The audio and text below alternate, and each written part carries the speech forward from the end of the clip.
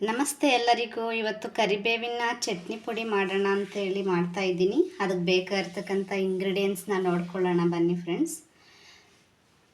ಕೊಬ್ಬರಿ ತುರಿ, ಹುಣಸೆ ಹಣ್ಣು, ಗುಂಟೂರು ಮೆಣಸಿನ್ಕಾಯಿ, ಕಡಲೆ ಬೀಜ, ಬ್ಯಾಡಗೆ ಮೆಣಸಿನ್ಕಾಯಿ, ಜೀರಿಗೆ, ಕಡಲೆಬೇಳೆ, ಉದ್ದಿನಬೇಳೆ, ಕರಿಬೇವಿನ ಸೊಪ್ಪು ಒಂದು ಬೌಲಷ್ಟು ತೊಗೊಂಡಿದ್ದೀನಿ ನಾನು, ಮೀಡಿಯಮ್ ಸೈಜ್ ಬೌಲಿನಷ್ಟು.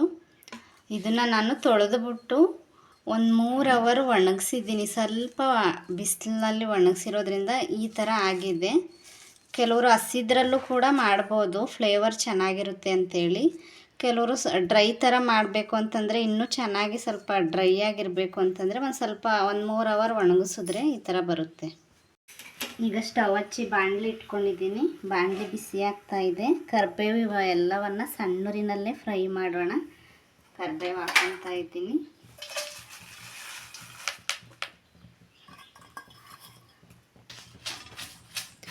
ಕರಿಬೇವು ಫ್ರೈ ಮಾಡ್ಕೊತಾ ಇದ್ದೀನಿ. ಕರಿಬೇವಿಂದ ತುಂಬ ಬೆನಿಫಿಟ್ಸ್ ಇದೆ ಫ್ರೆಂಡ್ಸ್.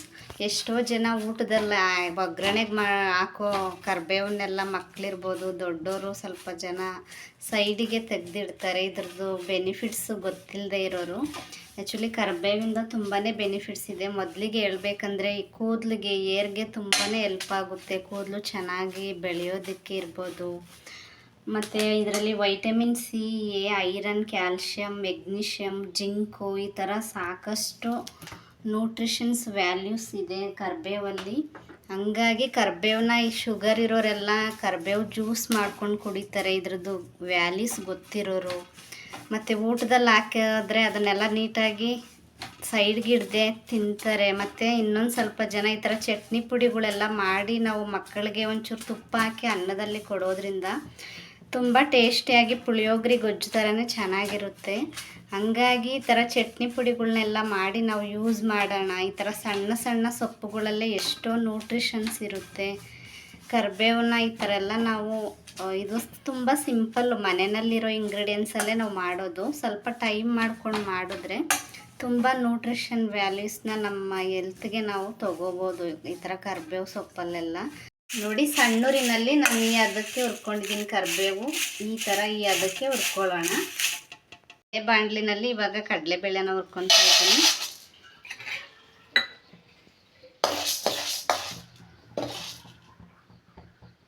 ಆದಷ್ಟು ಸೀದೋಗದೆ ಇದ್ದಂಗೆ ಸಣ್ಣೂರಿನಲ್ಲೇ ನೀಟಾಗಿ ಹಸಿ ಸ್ಮೆಲ್ ಹೋಗೋ ಥರ ಫ್ರೈ ಮಾಡ್ಕೊಳ್ಳೋಣ. ಉದ್ದಿನಬೇಳೆ ಹಾಕ್ಕೊಳ್ಳೋಣ.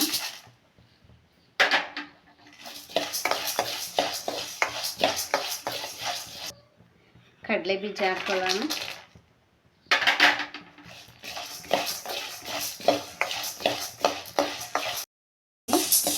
ಇದನ್ನು ಈ ಬೇರೆ ಪ್ಲೇಟ್ಗೆ ಹಾಕ್ಕೊಳ್ಳೋಣ.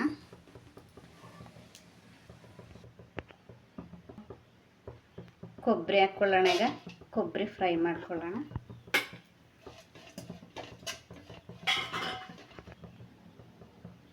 ಜೀರಿಗೆ ಹಾಕ್ಕೊಳ್ಳೋಣ. ಸ್ವಲ್ಪ ಬೆಚ್ಚಗಾದರೆ ಸಾಕು ಜೀರಿಗೆ, ಕೊಬ್ಬರಿ ಎಲ್ಲ. ಈಗ ಅದೇ ಬಾಣಲಿನಲ್ಲಿ ಮೆಣಸಿನ್ಕಾಯಿನ ಹುರ್ಕೊಳ್ಳೋಣ.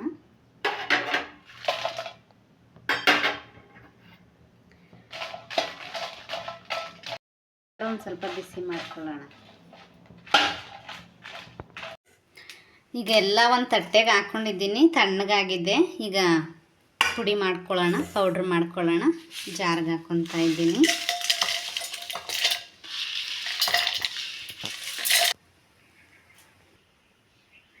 ಈಗ ಉಪ್ಪನ್ನು ಸೇರಿಸ್ಕೊತಾ ಇದ್ದೀನಿ.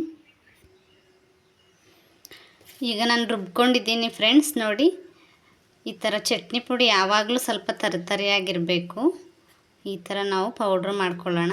ತುಂಬ ಚೆನ್ನಾಗಿ ಬಂದಿದೆ. ಈಗ ನಾನು ಒಂದು ಬಾಟಲ್ಗೆ ಸರ್ವ್ ಮಾಡ್ಕೊತೀನಿ.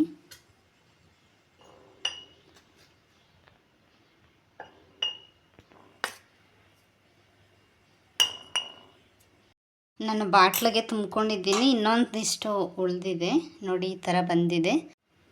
ಇನ್ನೂ ಯಾವ ಥರ ರೆಸಿಪಿ ಬೇಕು ಅಂತೇಳಿ ಕಮೆಂಟ್ ಮಾಡಿ. ವಿಡಿಯೋ ಇಷ್ಟ ಆದರೆ ಶೇರ್ ಮಾಡಿ, ಲೈಕ್ ಮಾಡಿ, ಸಬ್ಸ್ಕ್ರೈಬ್ ಮಾಡಿ. Thank you.